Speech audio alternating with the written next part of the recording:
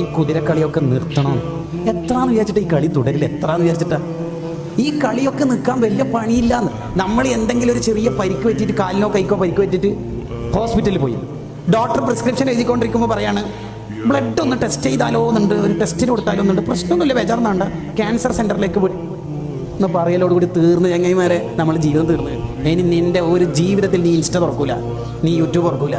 എത്ര ദിക്റും സ്വലാത്തും എത്ര നേർച്ച ഉണ്ടാവും, എന്തെല്ലാം ബദരിയത്ത് കുത്തുബിയത്തുണ്ടാവും. തീർന്ന് ക്യാൻസർ എന്നല്ല, ബ്ലഡ് ഒന്ന് ടെസ്റ്റ് ചെയ്താലോ എന്ന് പാർച്ചിലോടുകൂടി തീർന്ന്. ആരോടാടാ ഈ കിബറൊക്കെ? എത്ര കാലം ഈ കട്ടൗട്ടും ഫ്ലക്സൊക്കെ കെട്ടാൻ മേലെ കയറിയില്ലേ? അർജന്റീന, ഫ്രാൻസ്, പോർച്ചുഗലിന്റെ അല്ലേ? നീ താഴെ ഇറങ്ങൂല ഒരു ദിവസം വേൾഡ് കപ്പ് കഴിഞ്ഞിട്ടാണെങ്കിലും മുമ്പാണെങ്കിലും ഗ്രൗണ്ട് ഫ്ലോറിലല്ല ഉദ്ദേശിച്ചത്, കുറച്ചുകൂടി താഴെ ഖബറിൽ.